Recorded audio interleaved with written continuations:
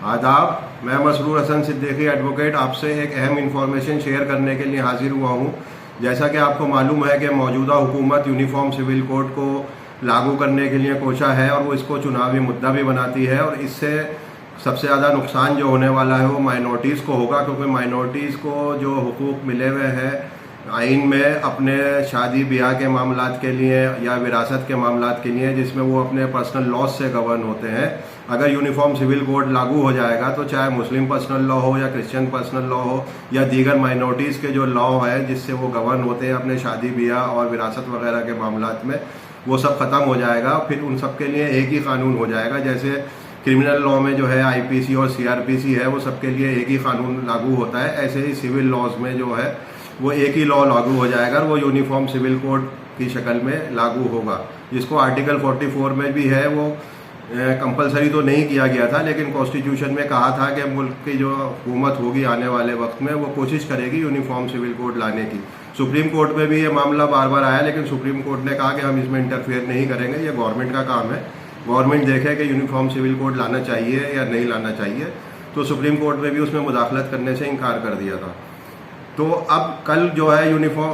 Law commission of India ने एक नया नोटिस जारी किया है, जिसमें उन्होंने कहा है कि 30 दिन का हम टाइम देते हैं कि जितने भी मुस्लिम्स की, माइनॉरिटीज़ की या जितनी भी रिलीजियस ऑर्गेनाइजेशंस हैं या जो भी स्टेक होल्डर्स हैं जिनको लगता है कि यूनिफॉर्म सिविल कोड में उनको लाने या ना लाने में उनको अपना पक्ष रखना चाहते हैं, कोई अपना पेपर सबमिट करना चाहते हैं, कोई डिस्कशन करना चाहते हैं, तो वो अपना representation law commission of India को 30 दिन के अंदर दे दें।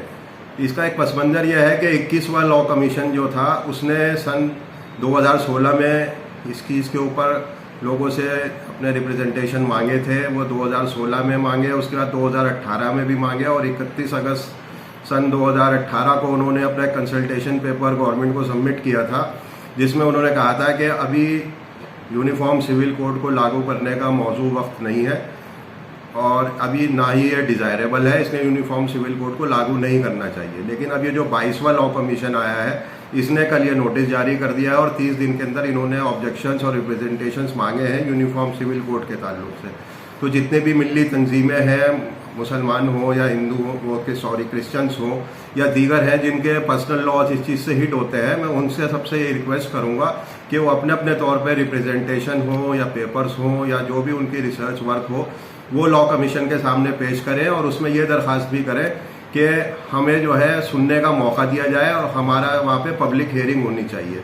तो इस तरह के रिप्रेजेंटेशन जितने भी लोग हैं, स्टेक होल्डर्स हैं, वो 30 दिन के अंदर लॉ कमीशन ऑफ इंडिया को भेज दें। लॉ कमीशन ऑफ इंडिया को वो ऑनलाइन भी भेज सकते हैं, member secretary-lic@gmail.com, या लॉ कमीशन ऑफ इंडिया का ऑफिस है लोक नायक भवन खान मार्केट में, वहाँ सेक्रेटरी को एड्रेस करते हुए वो अपना रिप्रेजेंटेशन भेजें और उसमें ये ज़रूर लिख दें कि हमें पब्लिक हियरिंग का मौका मिले और हमारी बात सुनी जाए। जितने ज़्यादा हम रिप्रेजेंटेशन वहाँ भेजेंगे, जितनी ज़्यादा हम बात वहाँ करेंगे, वहाँ पे उतनी ही हमारी सुनवाई होगी और हम कोशिश हमारी अल्लाह ताला कामयाब करे कि यूनिफॉर्म सिविल कोड की शक्ल में जो मौजूदा दौर की हुकूमत मुस्लिम पर्सनल लॉ को ख़त्म करना चाह रही है वो नहीं होगा और अल्लाह ताला हमें कामयाबी देगा। शुक्रिया।